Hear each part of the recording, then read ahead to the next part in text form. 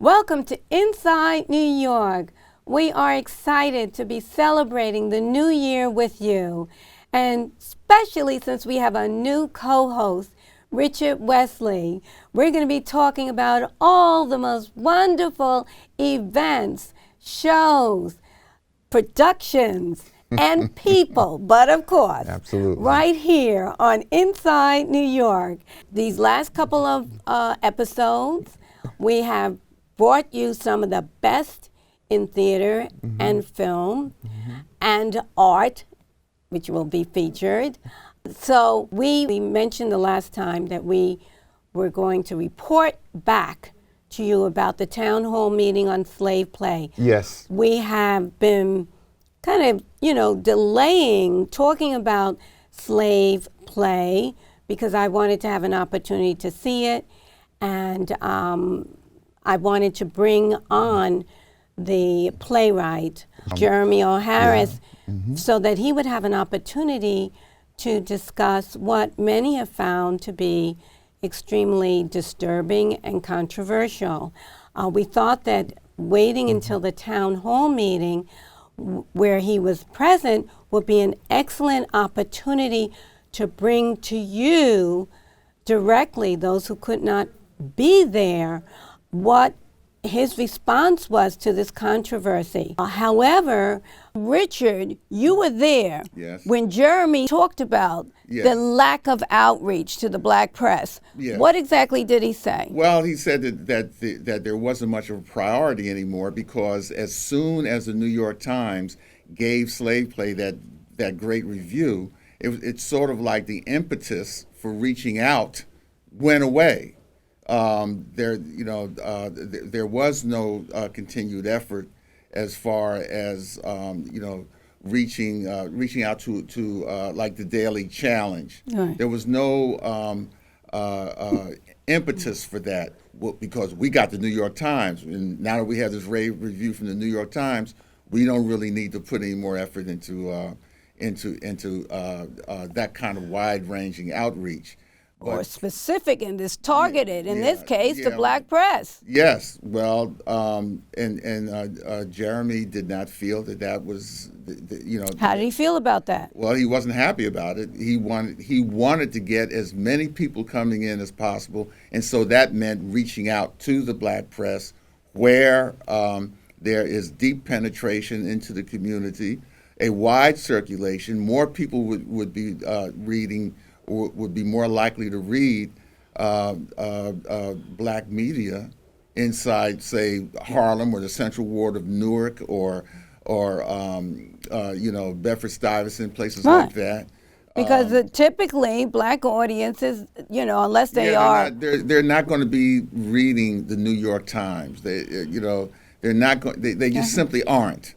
That's not to say that there aren't a lot of black people who do, but if you want that massive black audience and everything, then you have to go where that massive black audience is, and that's not always on the arts and leisure pages of the New York Times. Right. Part of our mandate is going to be to bring those voices out, bring them forward, and give them their moment in the sun. But having said that, we're not going to shy away from any controversy, and if for any reason the African American community is upset or disturbed by what is presented, we are going to ask that it be addressed. I believe it is, wholeheartedly, especially since I'm a playwright myself, and I know. He's a little partial. It's hard to be totally objective. But I respect his. That's the give and take that's going to be between the two of us going forward.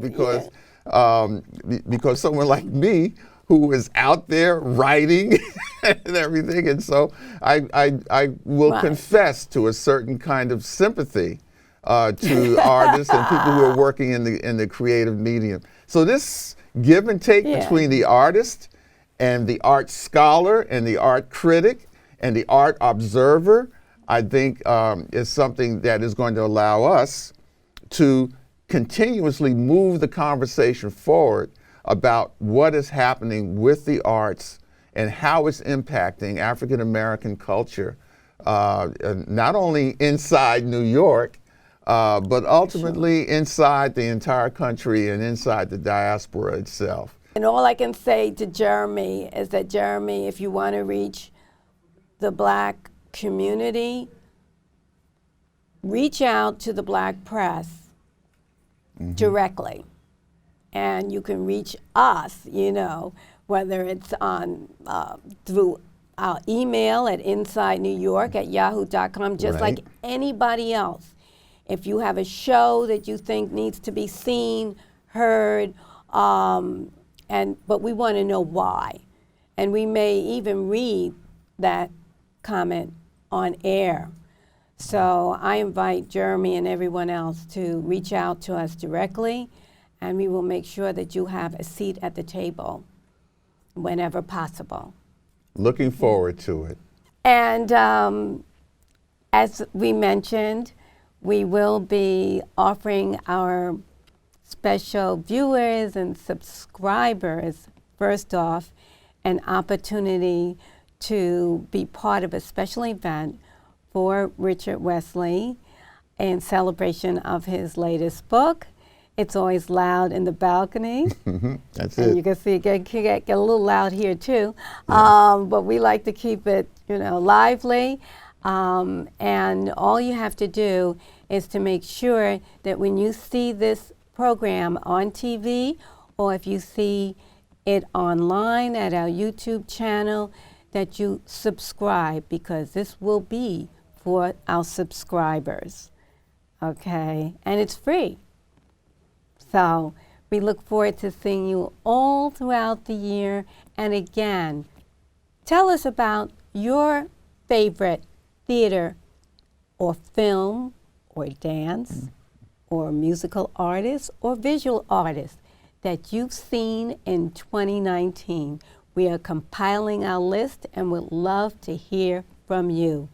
Email us at insidenewyork@yahoo.com. When Richard comes back from his extended vacation, he's going to be available to chat with you during the program, chat or post on Facebook or Twitter. We'll both make ourselves available so you can respond and ask questions only while the program is airing. If you're seeing it on YouTube, ask your question in the comments and just go to Inside New York, put in Joan Allen, and you'll be directed if you don't have the link handy. All right, so again, we're wishing you the best for the new year. Richard, why don't you close? Keep watching, keep your ears tuned, stay tuned. See you soon.